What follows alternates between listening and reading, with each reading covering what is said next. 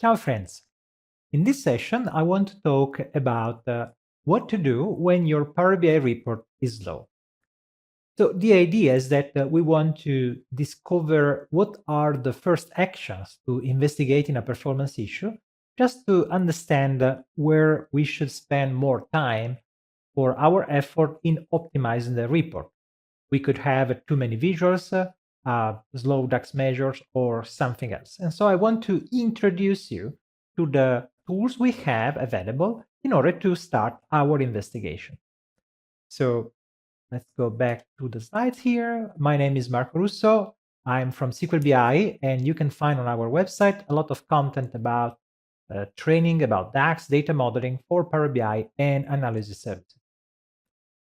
So here you can see what we are going to do in this session. So we will focus on a few tools like Performance Analyzer, DAX Studio, and Vertipack Analyzer. We will also take a look at the Task Manager, probably, and techniques we can use to investigate in performance issue for our model. This QR code can be used to download the same sample files I will use during my demos. So the first tool we want to analyze is Performance Analyzer, but I will spend most of the time during demos, so you will not see too many slides in this session. I will start from a Power BI report that has a performance issue, and we will start to do some investigation. So let's go to our demo machine. I prepared this model here. And as you can see, we have a large number of visuals. You can see here that we have many elements here. You see that when I move the mouse, I see different elements that are highlighted. And let's say that for some reason, this report is slow. What does it mean? It means that I have to wait, when I open this page, I have to wait before everything appears. Now, usually the first side, the first element that you see is when you open the page. Now I already opened this this page, but we can see that something similar happens when I click on some slicer. For example, if I click here in this North America, you see that I have to wait a few seconds before the numbers are updated in the report. So we could say, okay, this report is slow. And what could we do to investigate in the slowness of the report? You see that I have several visuals here. Each visual is displaying a different number. And the first tool we have to investigate is called Performance Analyzer. You see here, this icon, Performance Analyzer, is opening a pane here where we can track what is happening when we run our report. So when I click on Start Recording, let me show you this because I have to use a small font to show everything, but you see this button, Start Recording. When I click on this button, Start Recording, I start keeping track of the actions that happen when I interact with the report. What does it mean? Let me move my head here. You see that now when I click on this button, Refresh Visuals, I actually enforce a complete refresh of the entire page. And you see here the timing required to refresh each single visual. You see that here we have a duration in milliseconds, and every element, when I click here, you see that I have an element selected here. It's easier if I click on this elements here. You see that every time I click an element, a corresponding visual is highlighted in the report. Now, if you explore this, you see that we have a large number of visuals, each one required several seconds. So what is happening is that we have to wait several seconds for each visual just to display the total. And the entire report is taking 20, 30 seconds before doing a complete refresh. Now, when we have such a situation, first of all, we have to understand whether we are spending time because we have just too many visuals or because there is something in the visual that is slow. So my first step is trying to understand what is happening within the construction of the report. So let's go back to the demo machine here. let me go back here. And here you can see that, so if I zoom this a little bit, okay, you see that what we have here is a log of all the operation that happened to refresh each visual. Each visual has a number of elements, which are DAX query, visual display, and other. And you can see that the list is pretty long because in this report, we have one visual for each card. We are using the card element here, and each card is displaying just one value. Of course, there are different filters, there are different filter in each visual, but the idea is that I'm getting a different number for each visualization. Now, internally, Power BI creates a DAX query for each visual that you see. And this creates a long list of elements that have to be built in the visual, in the report. And for each element, we have to generate a DAX query that has to be executed. The result of the query has to be read by the report engine of Power BI that has to draw the color, the red color, the black color, the text, the number displayed the right way. Now, one problem of this visualization is that we have too many visuals. And why can I say that? I prefer to switch one moment to a whiteboard where I can show with a schema what we can expect when we refresh our visual. So let's go here in this whiteboard and let me explain one thing. So you see that we have a report, and the report has a number of visuals, right? We have seen that I had a lot of visuals in my report. Now, what happens when we refresh the model? Actually, Power BI has to create a list of tasks that have to be executed. So you can imagine that if I draw a chart here, and this is the time, over time, the engine can do only a limited number of operations. Now, if you imagine that every visual is a different task that has to be executed over time, if we have 30 visuals to display, one problem is that the engine is not able to do 30 visualizations at the same time. So it has to display one, then another, then another. In reality, there is some parallelism that allows to execute multiple operations in parallel. But let's say that this parallelism is 4, for example. You can imagine that if over time we can only execute 4 visuals at a time, you can imagine that we have 4 visual executed here, other 4 visual executed here, other 4 visual executed here, and so on. So at this point, the moment before we are able to start the visualization of this visual, we have to wait a certain amount of time. What is this wait time? Is the time required to wait for something else. And I'm introducing you this concept because when we have a visual, we have several steps that make the execution, that define the execution time. For each visual, we have one. So let me move this here. First, wait. Wait that the engine is ready to do something. Number 2, we have the query. What is this? The DAX query. If we have a measure that retrieves data from the report, this measure has to be executed, and this happens in a DAX query. The query has to be sent to the engine that executes the query, and result is consumed by the report. Number 3, the visual receives the result of the DAX query and builds the physical visualization. We call this operation render. Now, as you see, we have a direct control over maybe the DAX code. We write the measure, so we will be able to control and maybe optimize the DAX code. What we cannot directly control is the waiting time. This waiting time depends on how many visuals we have in the report. Whereas the render time actually can depend on the visual we chose. We might choose a slower visual compared to others.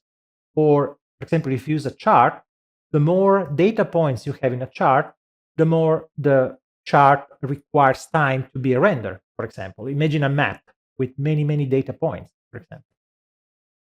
So this is the starting point to understand how we can execute this. And with this knowledge, now if I go back here to the information we have here, I can comment what is happening. First of all, you see that the list of the visuals shows all the visuals grouped by name of the visual, and within each visual we have 3 elements: DAX query, visual display, other.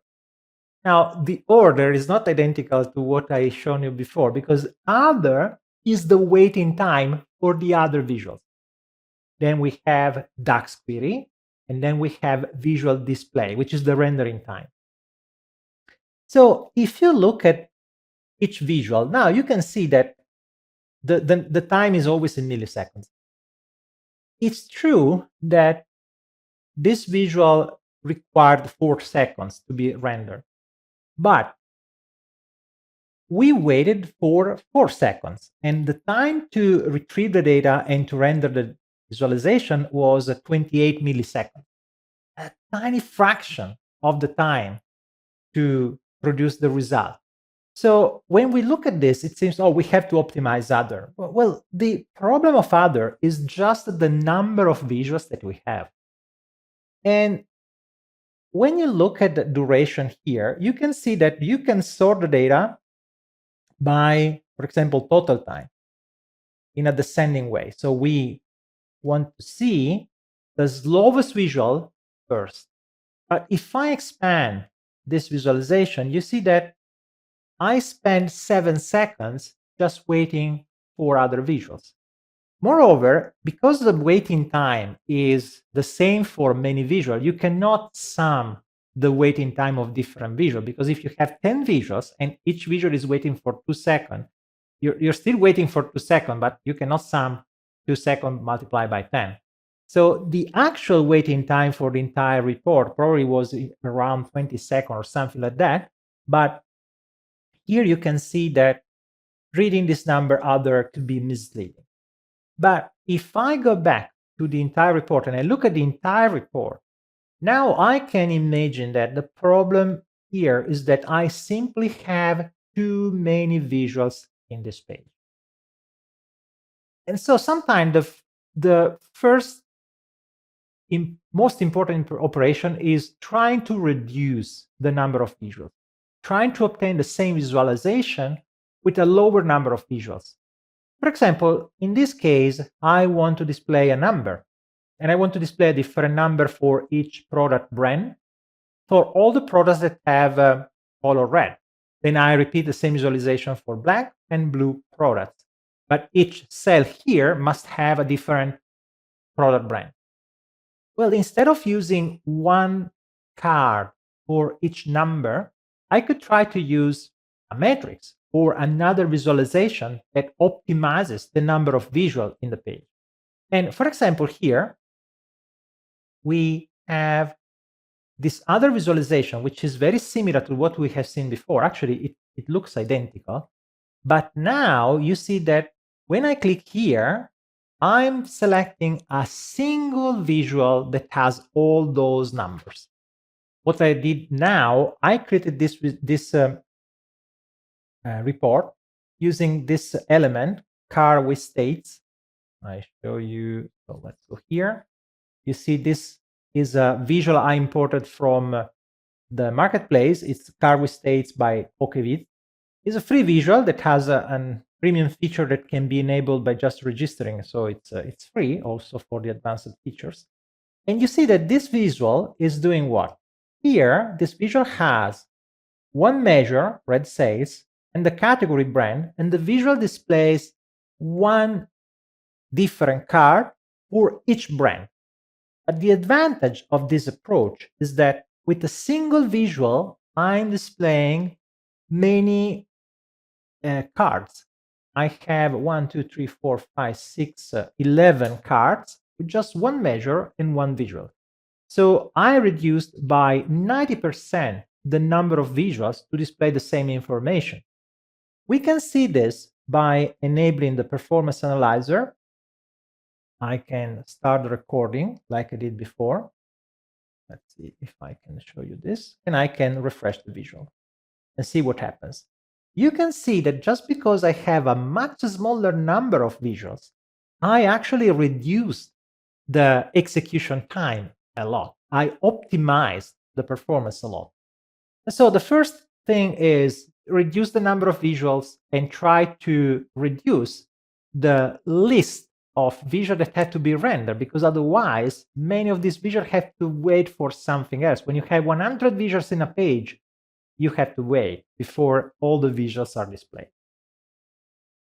At this point, you can see that, for example, this red card with states is displaying 11 cards, but I spent only 100 milliseconds to execute a DAX query and 406 milliseconds to display the visual. And of course, 500 milliseconds to wait for some other visual, because we still have around 10 visuals. But waiting for a smaller number of visuals requires us a faster waiting time. So we don't have to wait too much.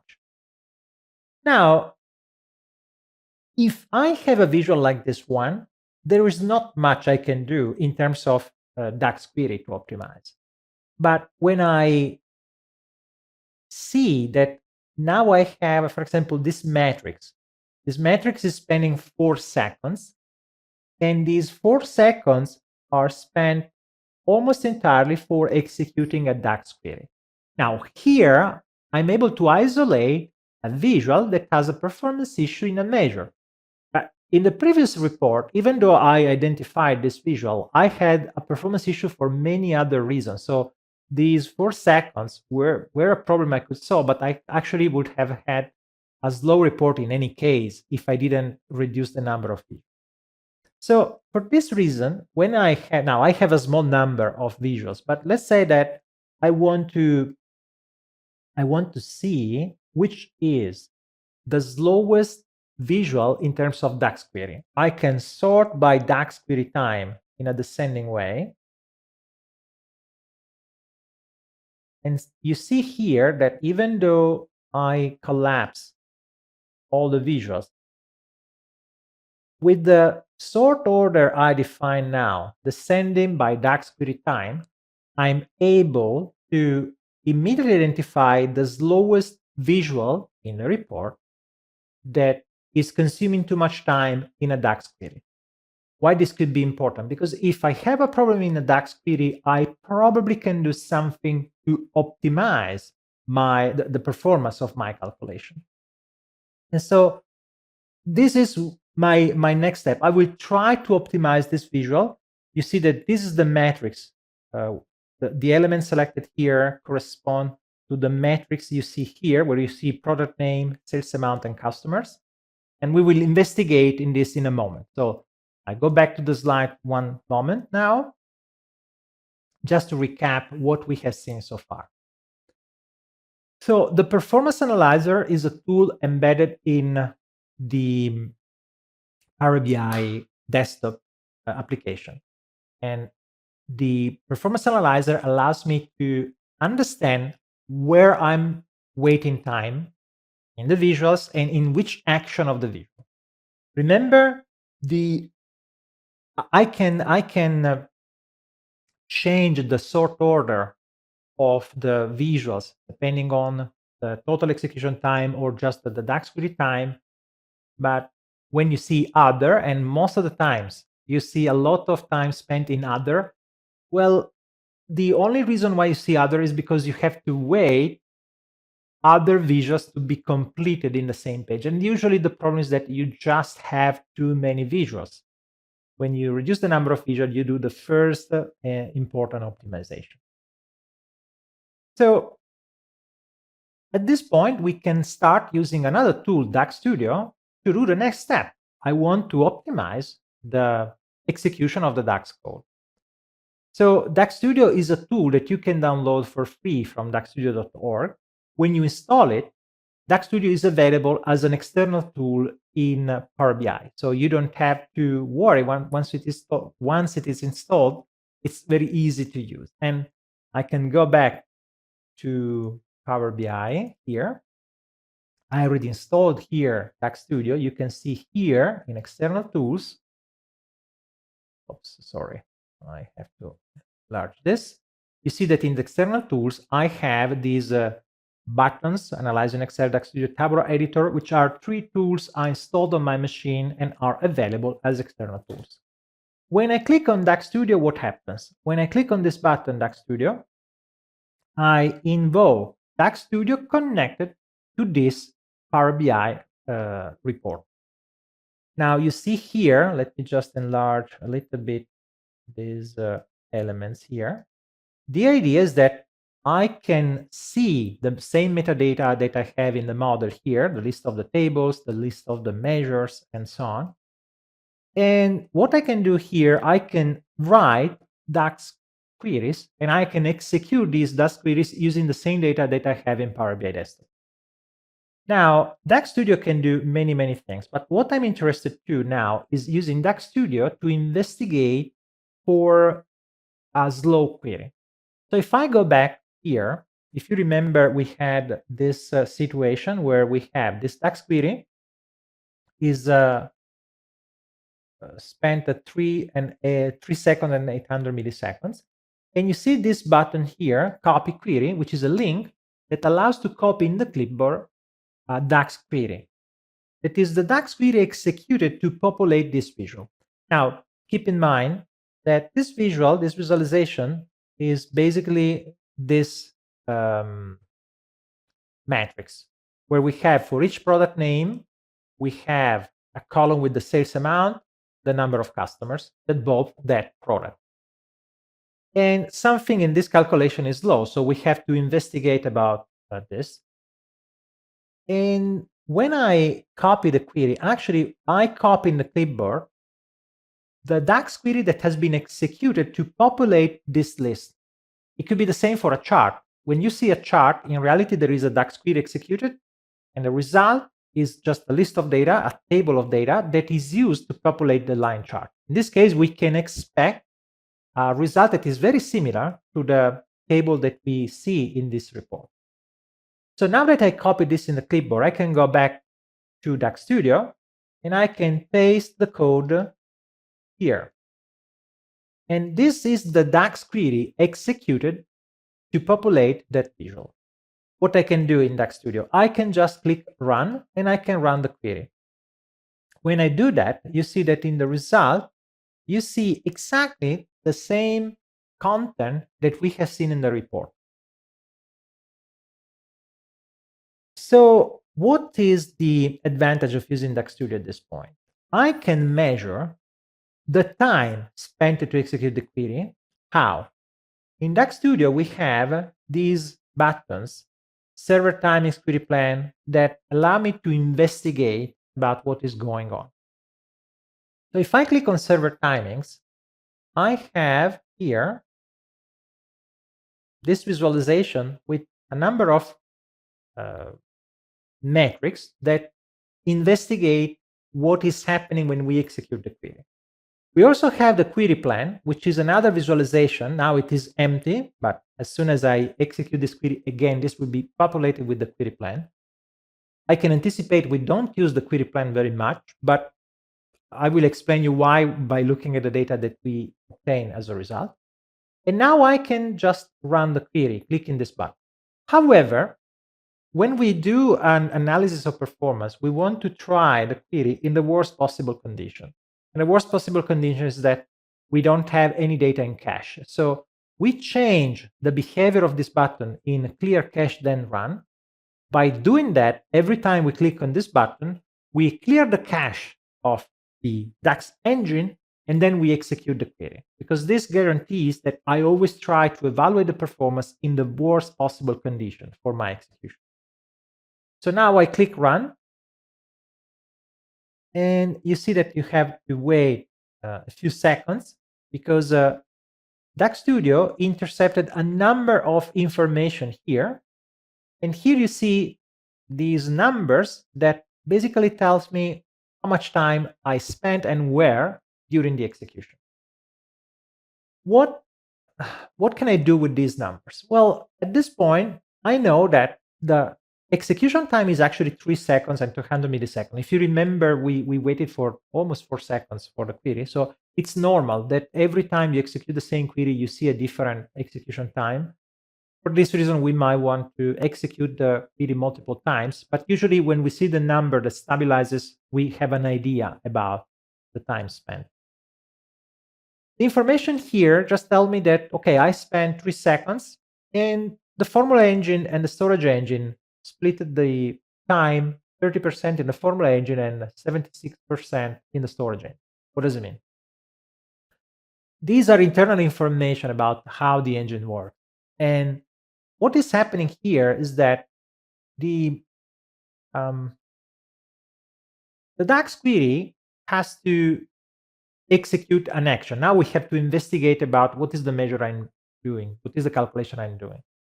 But at a very high level, we know that we spent 3 seconds. 2 of these seconds have been spent to retrieve the data from the storage engine.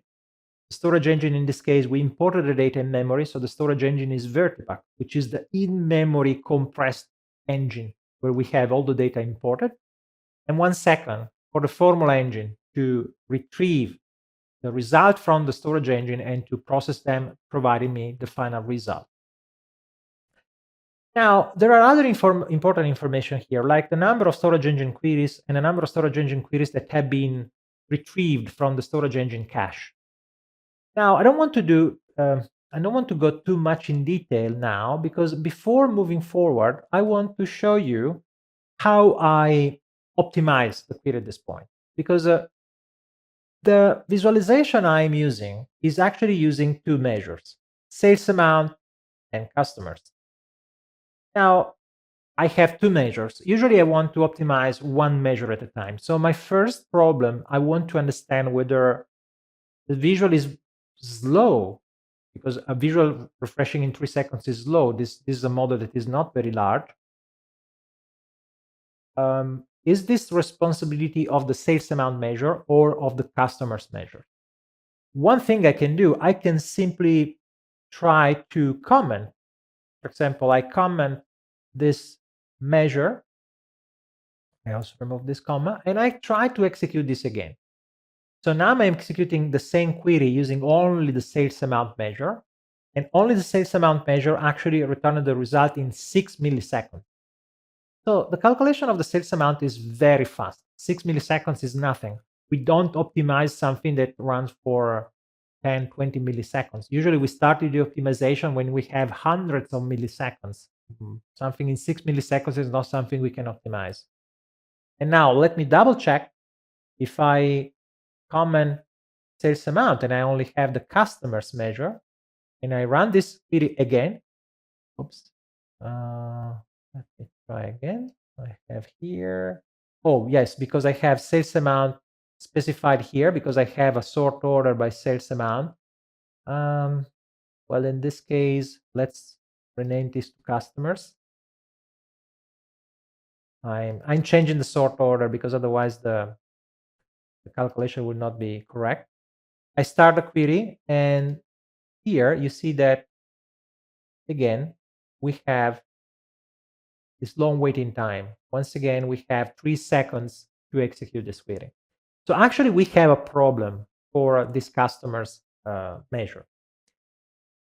And in order to understand what is going on, before I show you a few details, I want to show that because now I know that customers is the measure that is slow, in Visual Studio I can include the definition of the customer's measure by using right click and define measure. Oh, sorry. Let me zoom this a little bit. You see define measure here. When I click define measure, the definition of the measure has been copied here. I'm doing this because when I want to optimize the performance, I will try to change the definition of the customer's measure just in this query without touching my report, just to test whether I'm able to get the same result with better performance. And here, if I run this again, I will see the same performance, but what is different now is that my query is now executed using the local definition of the customer's measure instead of using the definition we have in the Power BI model. So let me now pause a little bit here. So we go back to the slides and we just do a very quick recap of what we have seen in DAX Studio. DAX Studio is a DAX query editor that allows me to write DAX query and execute DAX queries, and I can execute them, and this is exactly what I did in the demo. But let me just go back here. But before saying that the execution is low, we have to understand whether the model we have justified the performance we have seen or not. And so in order to evaluate whether the result of a DAX query is too slow or not, first of all, we have to know our data model. I know that my query is slow, but why? I mean, if I had a very large model of billions of rows, 4 seconds would have been a good execution time. I know that it is too much because my model is not that large. And how can I know that? I can use another tool that is integrated also in DAX Studio. It's called Vertipack Analyzer and can provide me information about my data model.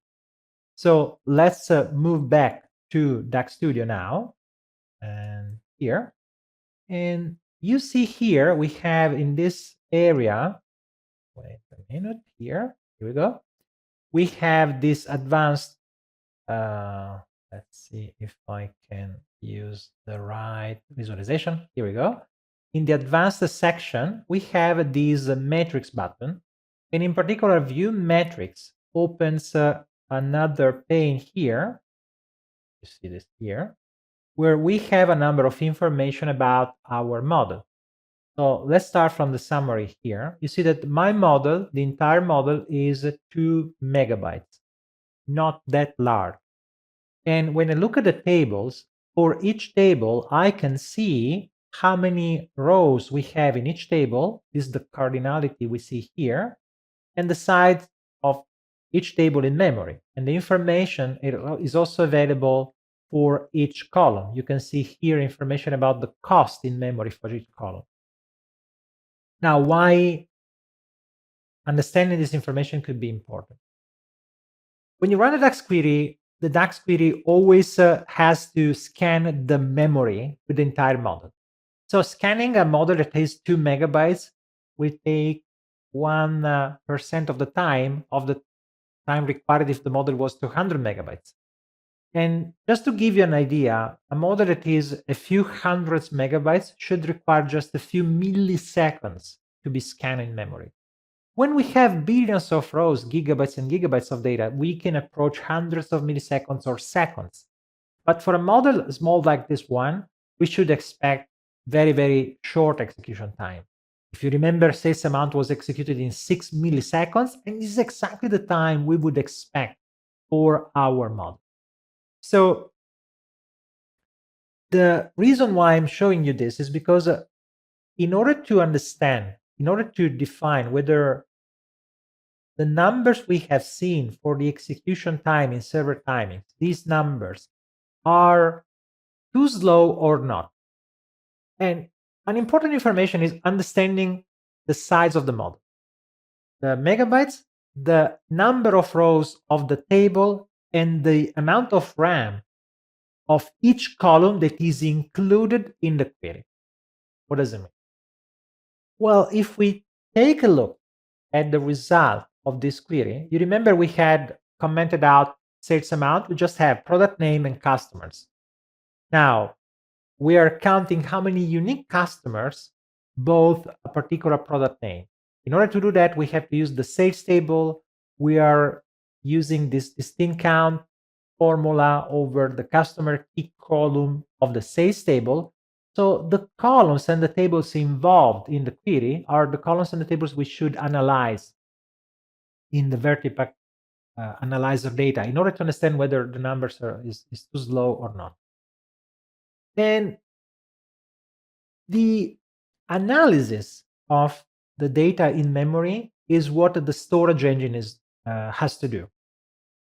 And in order to explain this, let me go back to the whiteboard because I want to explain just with a very simple schema what we should expect when we have a DAX query. So when I have a DAX query here, the DAX query is received by the engine. The engine is, let's call this the DAX engine. The DAX engine understand what is the request that I made. I wanted to request the number of distinct count from customer key in the sales table, grouping by product name. But the DAX engine has to translate this request into request for the storage engine. So imagine that the engine is divided in two parts. Let's say that we have here the storage engine, and we have here, actually we use the formula engine. I'm using red even though it's an orange or a yellow, the color we usually use in DAX Studio. So the formula engine is what understands DAX, but the formula engine has to retrieve the data from the in-memory storage engine, or if you had direct query, from the SQL Server database or from any other data source that you are using. So you can imagine that the formula engine has the complex part of the calculation, but in order to retrieve the raw data, it has to perform a request to the storage engine. Now, this request to the storage engine, sorry, let me use the blue. This request to the storage engine is what should be very fast.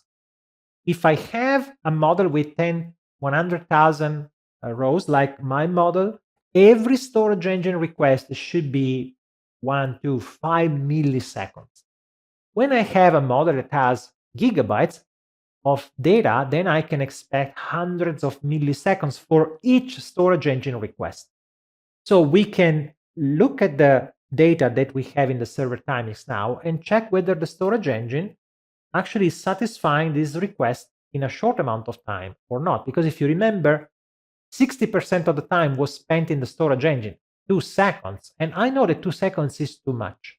So now with this knowledge in mind, I go back to the demo machine and I can see that actually the numbers I see here are telling me a number of things. Yes, the query requested 3 seconds, and the query was spending 1 second in the formula engine. The formula engine has to consume the result from the storage engine and produce the result for the user interface. But the storage engine is requiring 2 seconds, is a lot. But if I dig a little bit more into this information, you can see that every storage engine request appears here. Every row here is a single storage engine request. And you can see that there are many requests. Actually, we had 1,000 requests to the storage engine. So if you do the math, if I spent 2 seconds for 1,000 storage engine queries, on average, every storage engine request spent only 2 milliseconds, which is absolutely a good time.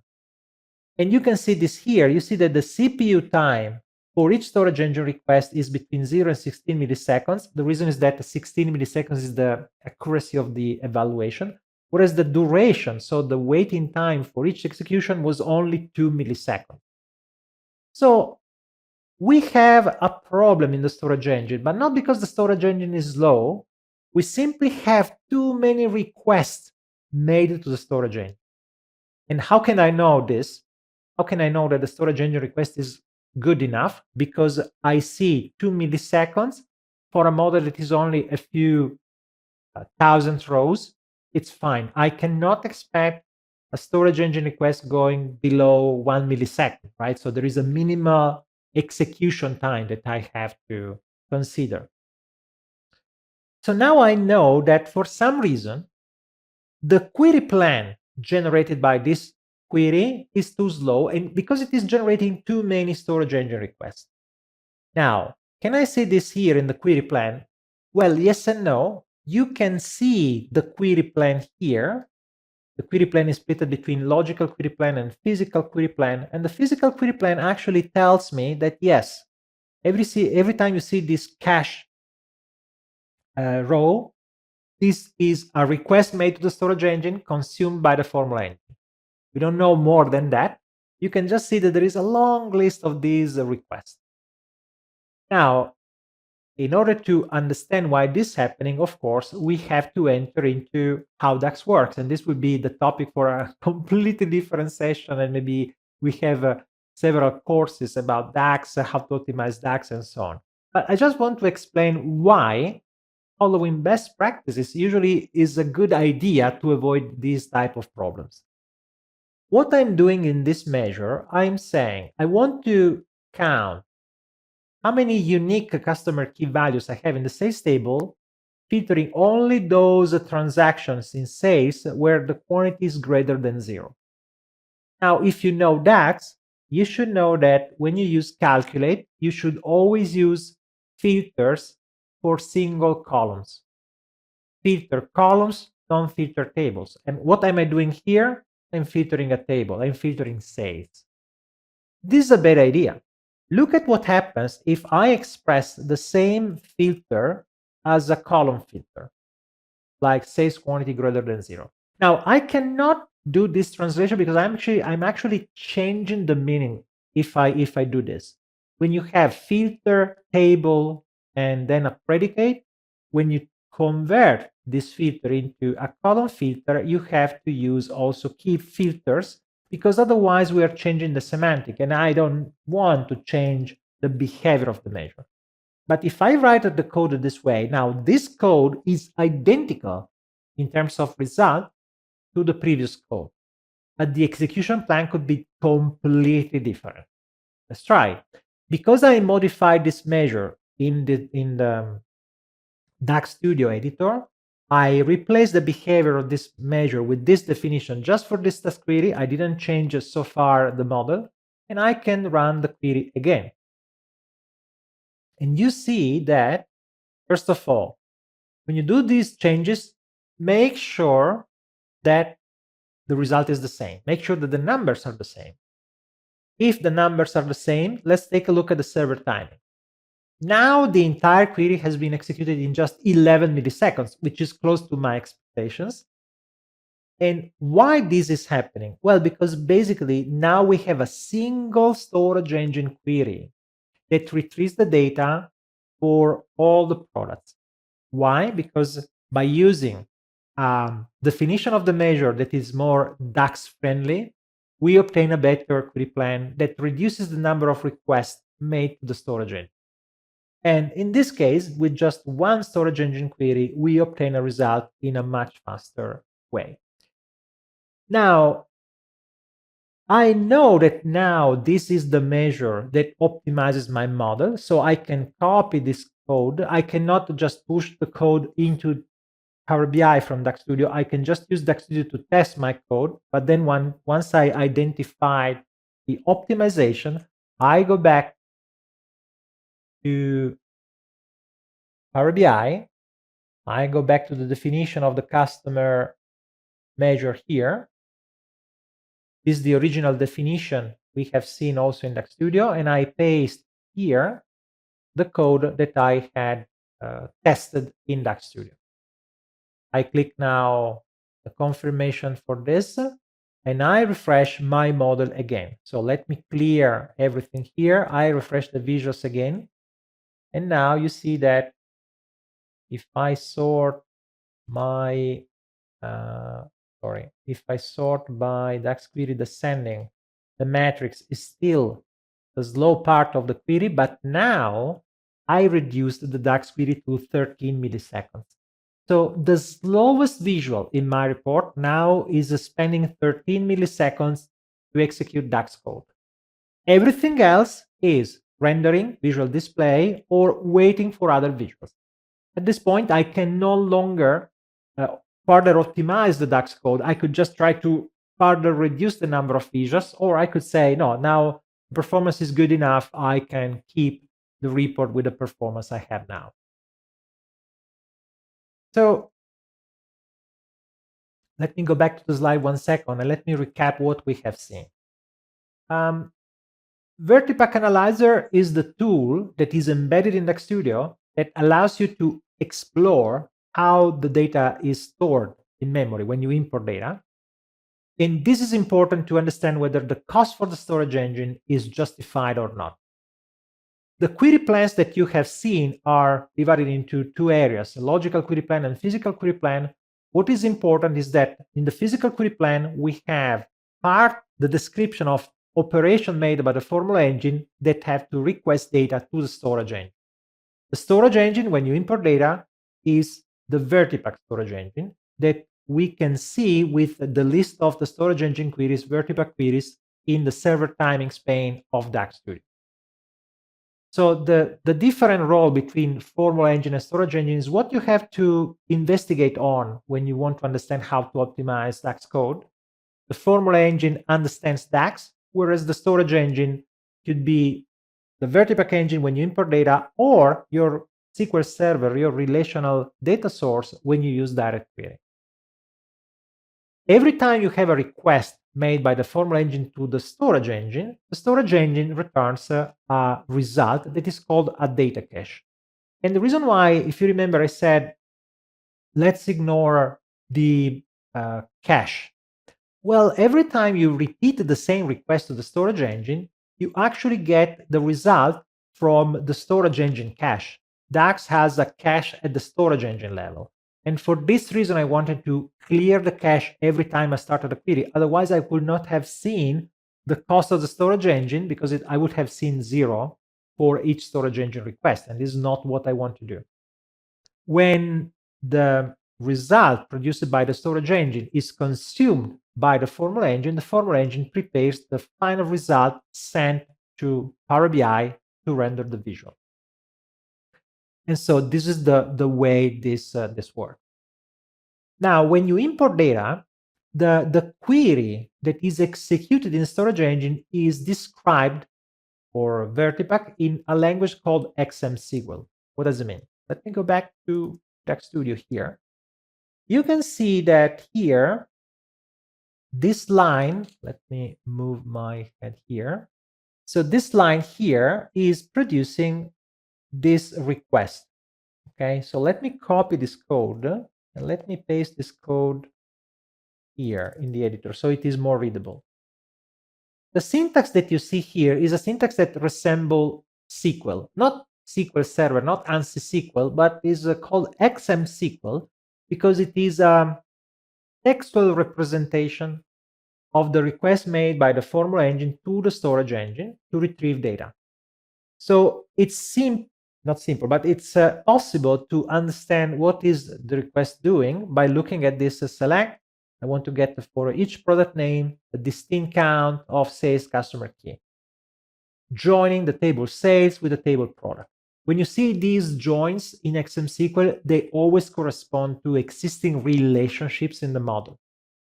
You cannot create join on the fly. Again, this is a textual representation. You cannot write the code this way, but it's a way to understand what is the request made to the storage engine doing. When you use direct query, you will see instead of this code, the actual SQL code sent to your data source. And so you can explore the storage engine query this way. So XMSQL is the definition of this language that describes the storage engine query.